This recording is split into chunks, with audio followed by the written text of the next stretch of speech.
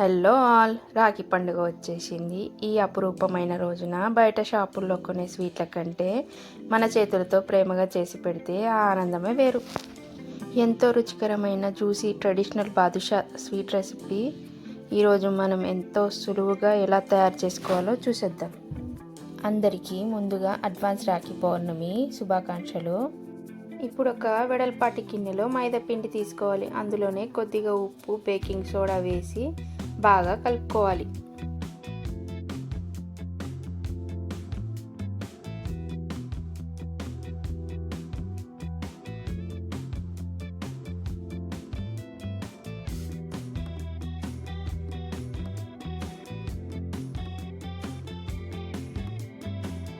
ఇప్పుడు ఇందులోనే నెయ్యి వేసి మొత్తం అంతా పిండి ఒకసారి మిక్స్ చేసుకోవాలి.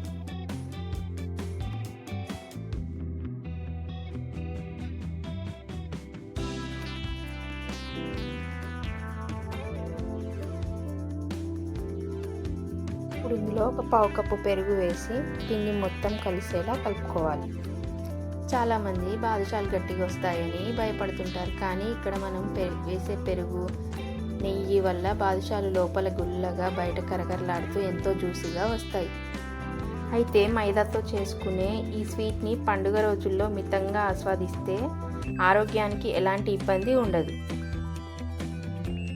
ఇప్పుడు కొద్దిగా నీళ్లు పోసుకుంటూ పూరి పిండిలా కాకుండా కాస్త వదులుగా కలుపుకోవాలి. పిండిని ఎక్కువ గట్టిగా ఒత్తకూడదు, కేవలం వేళ్లతో మెల్లిగా కలుపుకోవాలి. ఇలా చేయడం వల్ల బాదుషాలు పర్ఫెక్ట్ పొరలుగా వస్తాయి. పిండిని ఇలా కలుపుకున్న తర్వాత నేరుగా చేసేయకుండా ఒక 10 నుండి 15 నిమిషాల పాటు మూత పెట్టి నాననివ్వాలి. ఇలా చేయడం వల్ల పిండి బాగా సెట్ అయ్యి మనం చేసే బాదుషాలు లోపల గుల్లగా పర్ఫెక్ట్ టెక్స్చర్తో వస్తాయి.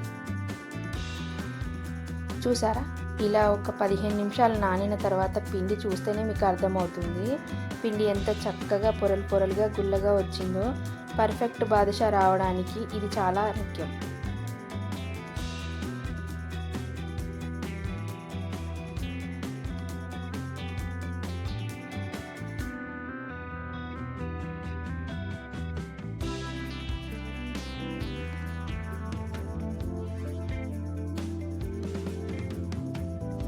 ఇప్పుడు పిండిని చిన్న ఉండలుగా చేసుకొని అరచేతిలో పెట్టి గుండ్రంగా తిప్పుకొని బాదుషాలు చేసుకోవాలి.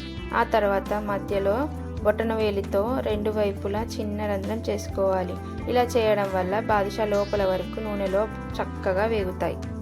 ఇలా చేయడం వల్ల పాకం లోపల వరకు బాగా పీల్చుకుంటుంది.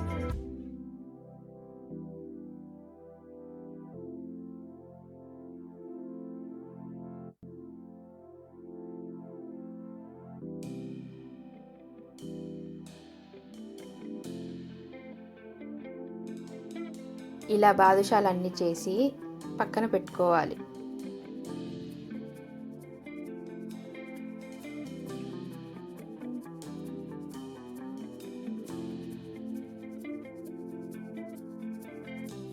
ఇప్పుడు బాదుషాలకు కావలసిన చక్కెర పాకం తయారు చేసుకుందాం. ఒక గిన్నెలో పంచదార తగినన్ని నీళ్లు పోసి పంచదార కరిగే వరకు మరగనివ్వాలి. పాకం మరీ ముదరకూడదు, మనకి తీగ పాకం వస్తే సరిపోతుంది. పాకం చల్లారాక గడ్డ కట్టకుండా ఉండటానికి లాస్ట్లో 1 స్పూన్ నిమ్మరసం, 1 స్పూన్ యాలకుల పొడి వేసుకుంటే మనకు పర్ఫెక్ట్ షుగర్ సిరప్ రెడీ అవుతుంది.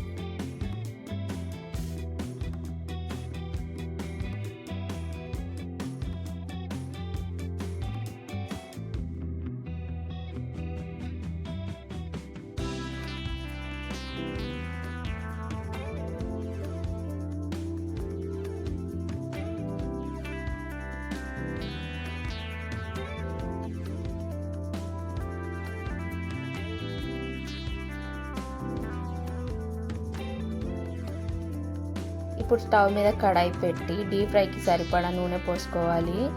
గుర్తుంచుకోండి, నూనె మరీ ఎక్కువగా కాగకూడదు. మనం వేలు పెట్టేంత వేడి ఉంటే సరిపోతుంది.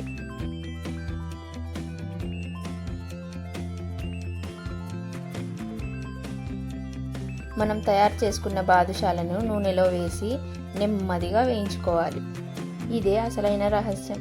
మంట తక్కువగా ఉన్నప్పుడే బాదుషాలు లోపల వరకు చక్కగా వేగుతాయి. లేదంటే పైన మాడిపోయి లోపల పచ్చిగా ఉంటాయి. ఇవి బంగారు రంగు వర్ణం వచ్చే వరకు సుమారు 10 నుండి 12 నిమిషాలు దోరగా వేయించుకోవాలి. ఇక్కడ మరొక ముఖ్యమైన మెలిక ఉంది. బాదుషాలు నూనెలో వేయగానే వెంటనే గరిట పెట్టి తిప్పకూడదు.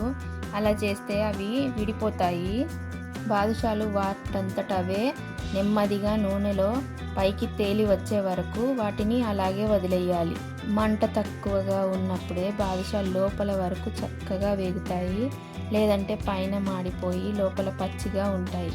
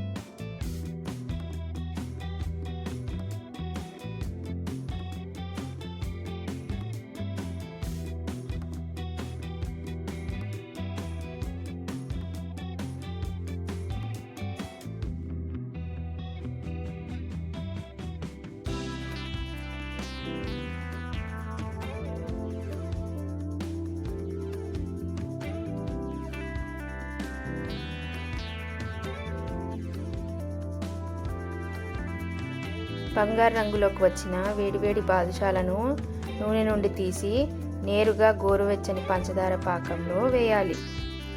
పాకం మరి వేడిగా ఉండకూడదు, అలాగని పూర్తిగా చల్లగా కూడా ఉండకూడదు. బాదుషాలు పాకాన్ని లోపల వరకు చక్కగా పీల్చుకోవడానికి కనీసం 5 నుండి 10 నిమిషాలు పాకంలోనే అలాగే ఉంచాలి. మధ్యలో వీటిని ఒకసారి తిరిగేస్తే 2 వైపులు సమానంగా పాకం పట్టి బాదుషాలు నోట్లో వేస్తే వెన్నలా కరిగిపోతాయి.